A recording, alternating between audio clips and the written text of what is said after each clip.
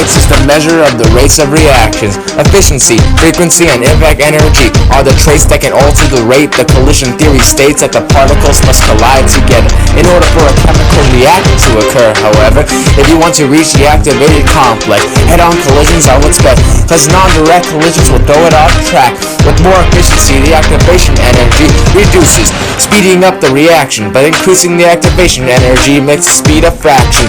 Yeah, it's not as fast as before, but it still proceeds. But now gotta look for the 6 factors that affect the reaction speed. First, we got nature of the reactants, and it's about how strong the bonds can be. Ionic bonds react almost instantaneously because there are no bonds to annihilate. But what about covalent compounds, which are hard to break? They have bonds which need lots of energy intake. You still awake?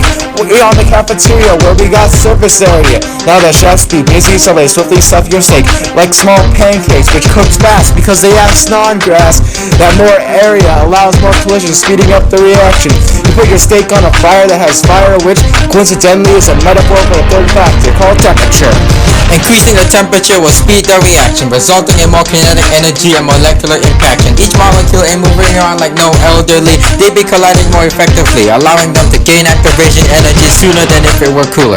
Now moving on to the next station, we got concentration. With the inflation of molecules, the frequency of collisions conveniently increases, allowing collisions to reach the activation energy the quickest. Now not the biggest factor, but a catalyst lowers the activation energy.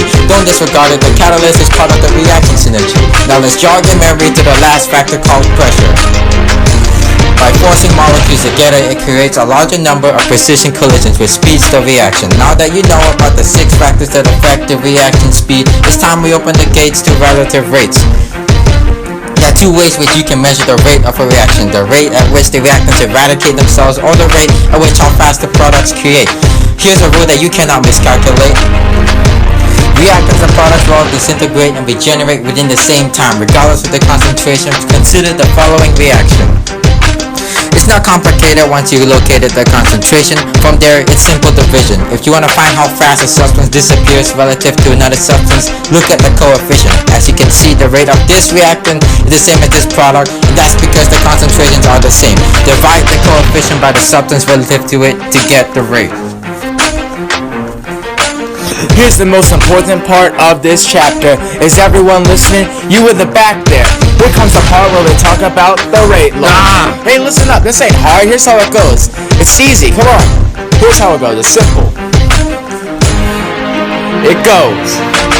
Rate equals K times the concentration of A to the concentration of B. And what about the coefficient? Don't worry, it's a simple expression. This is just a jammy jam session. Let's put the coefficient to the exponent. Hey, not so fast, Diego. You can write the rate law without the rate determining step. Oh yeah, I was just getting to that. Let's say it then. Alright, it's just like Zen Buddha. Take it slow, cause all you gotta do is look for that slow step. And that's the rate determining step. Now we are done with kinetics and we ain't ever going back. Cause if we ever did, that'd be whack.